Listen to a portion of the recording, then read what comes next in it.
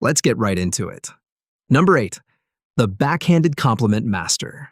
We all know someone who has a talent for making praise feel like an insult wrapped in pretty paper. They'll look you dead in the eye and say, "You're actually really smart when you try." Ah, yes, the classic backhanded compliment, the social equivalent of a cupcake filled with toothpaste. Fake friends love these little linguistic landmines because they let them sound supportive while still sprinkling in a hint of superiority. Psychologists call this covert hostility, but it's basically just emotional sabotage with better grammar. They might hype you up in public. "You're killing it lately," and then whisper, "I mean, not everyone sees it, but I do." Oh, thank you, Oracle of Passive Aggression. Your approval means so much. Underneath all that nice language is competition.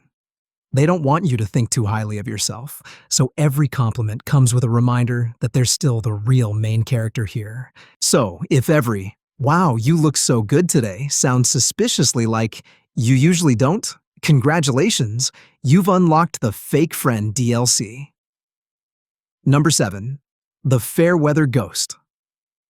Have you ever observed how certain people disappear quicker than your internet connection during an important video call?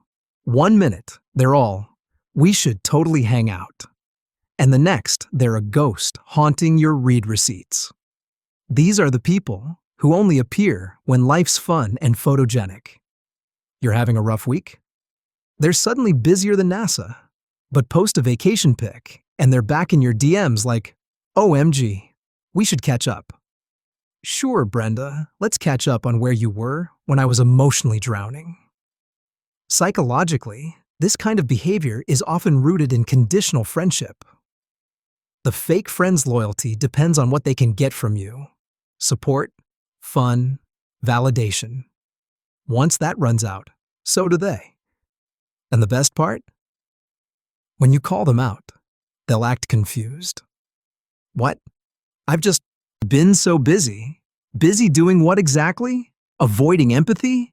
Basically, their friendship works like a subscription service, available only when you're entertaining, not when you actually need support. Number 6. The concern troll. Here's one that operates in the shadows with surgical precision. They act supportive, but their helpful advice always ends with you doing worse. You tell them you're thinking of applying for a new job, and they go, "Yeah, but isn't that company super toxic?" Or you say you're seeing someone new, and they respond with, "Just be careful, you always fall too fast." They frame their sabotage as concern, but behind every "just looking out for you" is a dash of jealousy and a spoonful of insecurity. According to social psychology, people like this project their own fears and failures onto you because if you succeed, their excuses fall apart.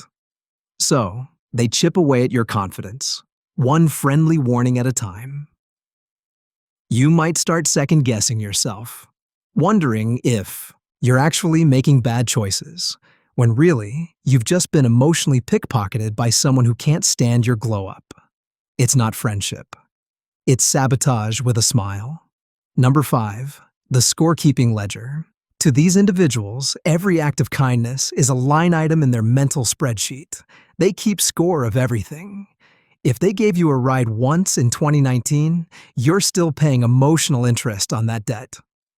"Oh, remember when I helped you move?" "Yes, Karen, I do. I also remember it was 3 years ago and you stole my leftover pizza." Fake friends like this measure affection in units of effort.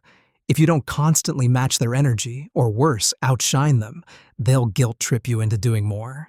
It's the friendship version of those "I scratch your back, now give me your soul" deals.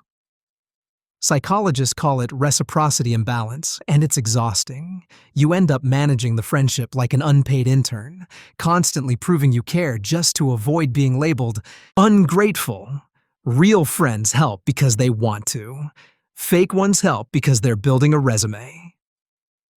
Number 4. The audience entertainer.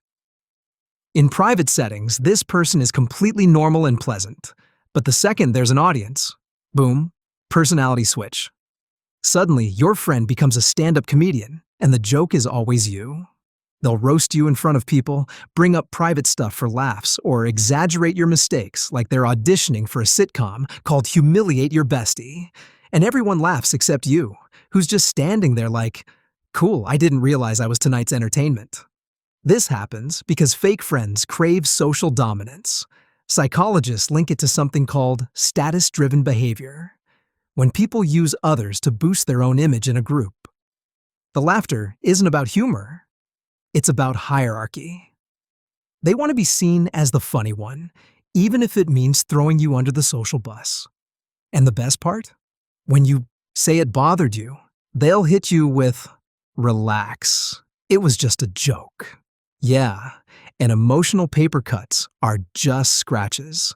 Basically, if your friend turns into a comedian every time people are watching, you're not their friend. You're their prop. Number 3. The Copycat Clone. You mention that you're experimenting with a fresh look, and 48 hours later, they emerge as your doppelganger. You get a hobby? They suddenly always loved it. You change your hair? So do they. At first, it feels flattering. Then it gets weird. Fake friends like this suffer from what psychologists call identity diffusion. They lack a stable sense of self, so they borrow yours. They mirror your speech, interests, even your confidence because they want the results of being you without the effort of becoming themselves.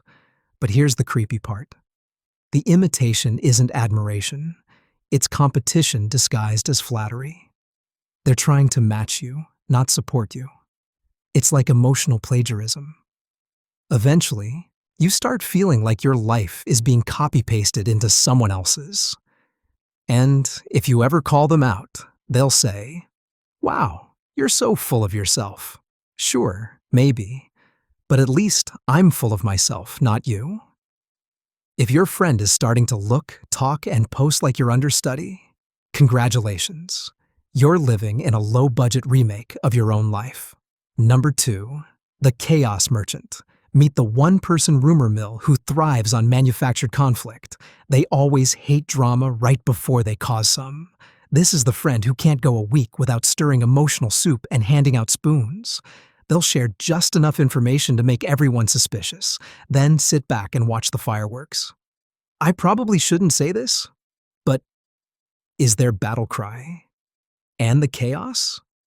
That's their oxygen. In psychology, this fits into something called triangulation, a manipulative tactic where someone uses gossip or conflict to stay at the center of attention. By making you question, who said, what? They keep control over everyone's emotions like a puppet master with Wi-Fi. The irony? When it all blows up, they act innocent. I was just trying to help.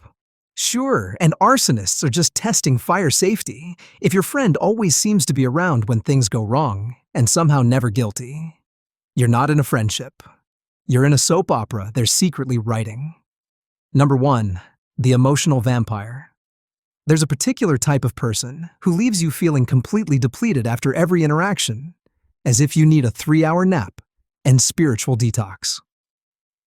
That's the energy thief. The fake friend who treats your emotional battery like a free charging station. They never ask how you're doing.